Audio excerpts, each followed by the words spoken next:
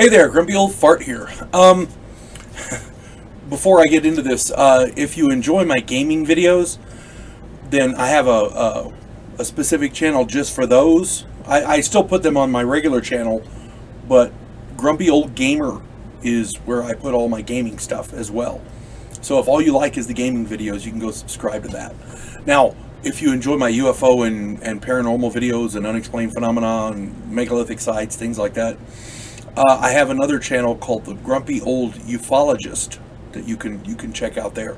If you're watching this on Rumble, there's a reason you're watching it on Rumble, and it's because YouTube keeps flagging my political stuff on my main channel, Grumpy Old Fart. So keep doing so on Rumble.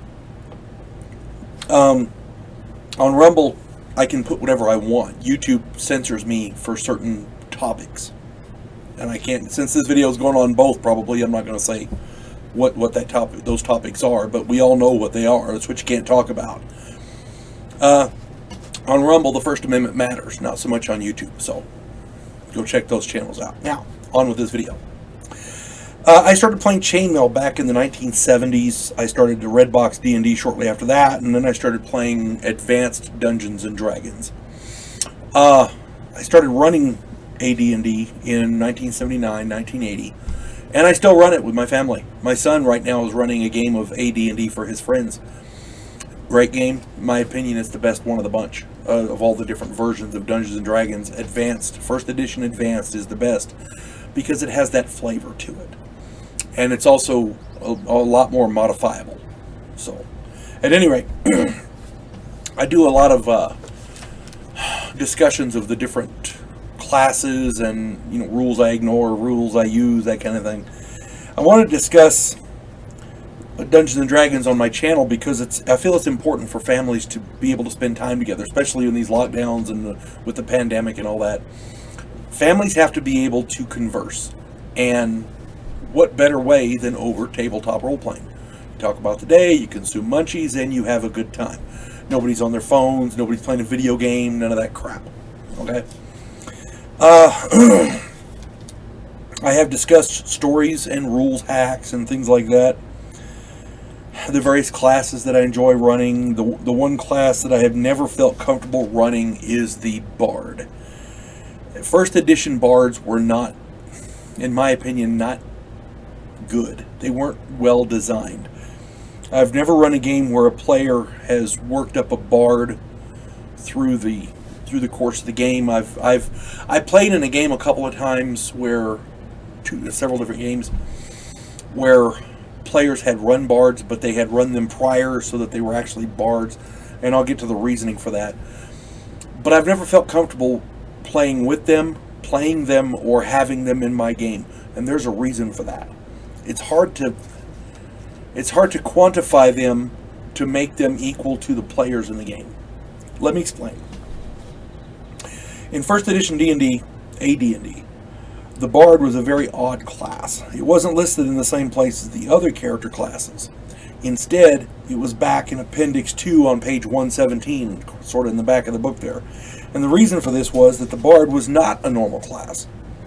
To qualify for a Bard, a character had to start out as a fighter and be nothing else, just a fighter, until at least 5th level.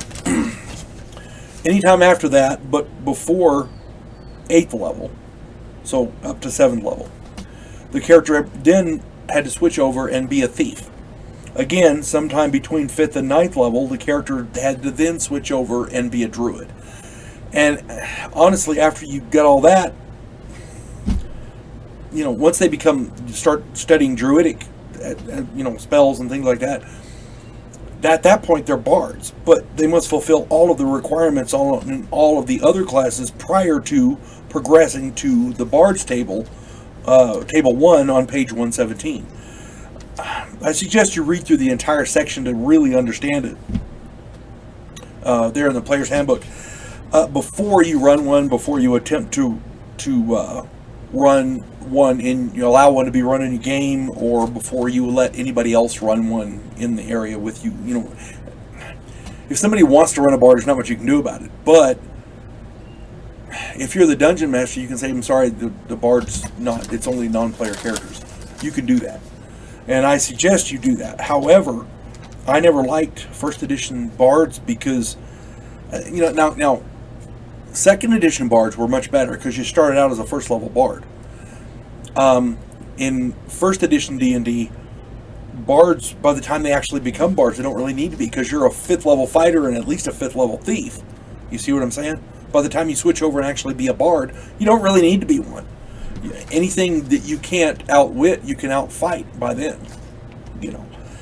First edition bards are difficult to incorporate into an existing campaign because a first level bard is essentially already a 5th level fighter and at least a 5th level fighter and at least a 5th level thief.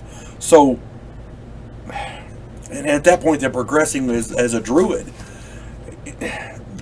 They're way overpowered. You cannot start a first level campaign with bards because they're way overpowered unless everybody has those abilities prior to that.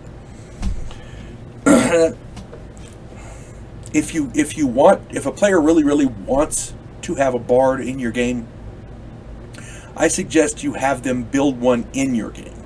If you're going to allow it, make them build the character from scratch. Level 1, first level fighter, go up to 5th level at least, and then go be a thief at least until 5th level, because that way he progresses at the same time as your other players.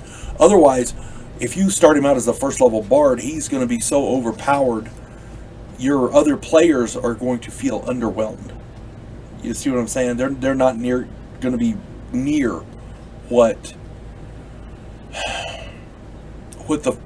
in order to put a challenge towards the bard, the other players are going to get the snot kicked out of them. If you gear the campaign for these guys, the bard is going to be bored. The guy playing the bard is going to be bored. So yeah, you gotta weigh that. Once second edition came out, the first level bards started out at first level, and they were good. They were cool. It was okay. That was one advantage that second edition had over AD&D, was that they fixed that. So, at any rate, so just word of the wise: if you're going to allow somebody to run bards, make sure you start them at first level and make them build that bard up, because otherwise, it just doesn't work well. It just doesn't. Sorry. Hope everybody enjoys playing D&D. And again, this is not, you have to do it this way. This is me saying, this is the way I do it and it works. You folks have a good day. God bless one and all.